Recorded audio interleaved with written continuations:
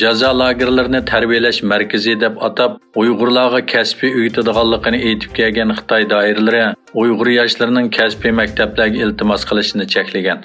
Xitoyning 2020-yili kasbiy maktablarga o'quvchi qabul qilish to'g'risida chiqqan ba'zi e'lonlarda iltimos qiluvchilarning Uyg'ur bo'lmasligi talab qilingan.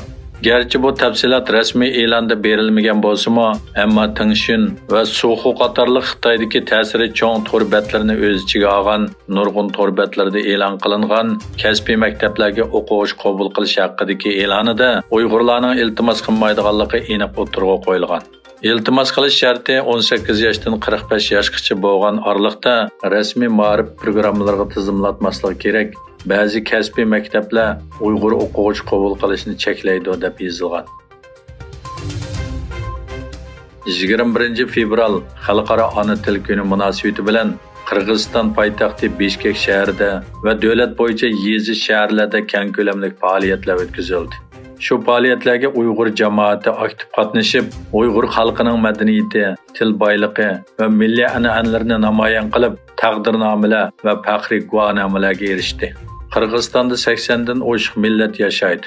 Ularning ichida Uyg'urlar nopis jihatda 5-o'rinni egallaydi. Yildan yilga Qirg'iziston hukumatı ona til kunini yuqori darajada texmo keng ko'lamda o'tkazmoqda.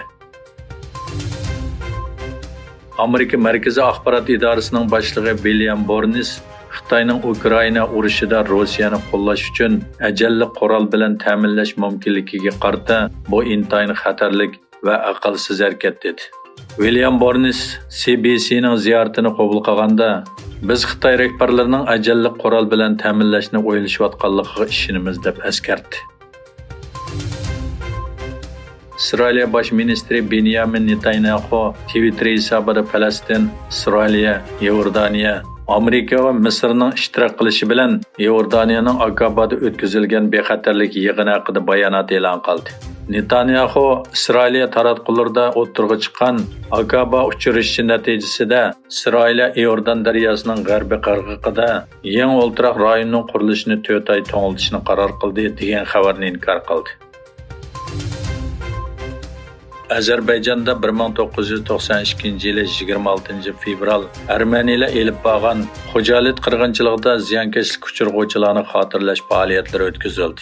Azerbayjonliklar poytaxt Bakudagi Ana Faryadi obidasiga yig'ilib, Armeniyalar tarafidan xo'jalikda qirg'in qilingan 613 odamni xotirladi. Ana Faryadi obidasida Prezident İlham Aliyevning qatnashishi bilan rasmiy marosim o'tkazildi. Orqadan obida ommaga yechib etildi.